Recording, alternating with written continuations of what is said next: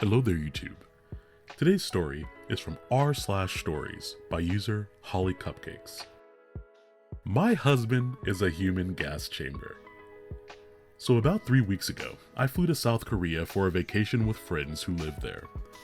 My husband didn't want to go and said he'd be fine staying home and watching the house and the dog. I trusted him because he's a 40-year-old adult man and assumed he'd be able to feed himself like a sane person despite him possessing the cooking ability of a cactus. I was wrong. I should have dragged him and the dog along with me to another country. What my husband decided to do during this 3 weeks without me was absurd. I would have been happier if he cheated on me instead, because what he did was order nothing but Taco Bell through DoorDash after he somehow broke my stove by cooking an entire 15-pound bag of red lentils all at once. Then he didn't bother to get a bowl for the lentils. He just ate them straight from the pot and stuffed the pot into the fridge and broke one of the shelves inside of it. Now, realizing his mistake, he decided to order nothing but terrible tacos for the remaining 2 weeks while getting high on medical marijuana. And also, for some reason, he bought a bunch of honeycombs from one of our friend's fathers and decided those made a good snack.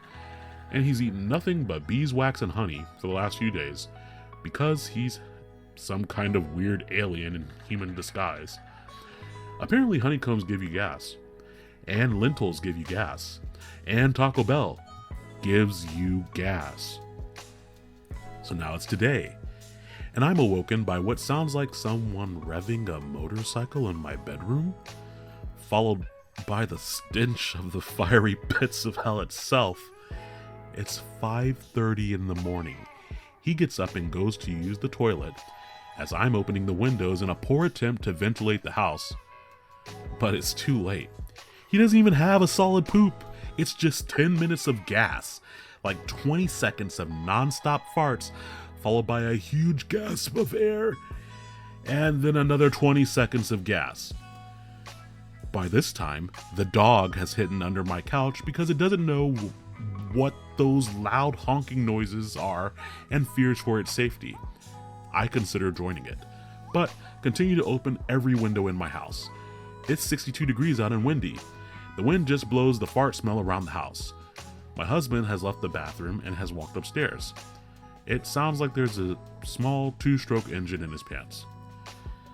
I can't take it anymore, and I scream that I'm gonna go get breakfast at the diner and leave him. I bring the dog with me because the dog follows me out of the house because it also doesn't want to be here right now.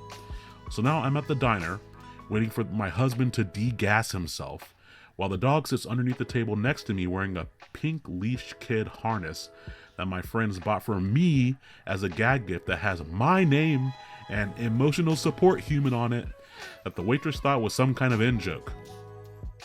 This is the start of my morning. I hope it's not as stinky as yours.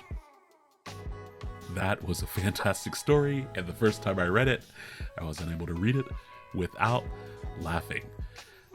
Yes, honeycombs cause gas, lentils cause gas, and we all know what Taco Bell does as far as the gastric jubilee that Taco Bell can do to someone's system. So now we at least have a little bit of science for what happens if you combine all three. Now, I don't know if anyone, I'm gonna have to look that up. I wonder if anyone has like farted themselves or others to death. I'm assuming so, because eventually the gases in your body would replace the oxygen that's in the room or in the space with you. Or, I don't know. You're not breathing in pure oxygen all the time anyways, as it is. But at a certain point, you can't have those types of gases in your body. Like, you're not going to be able to exchange gas with the air and get the, I don't know. That is such a bizarre thing to think about, and I am so sorry that this woman had to deal with it.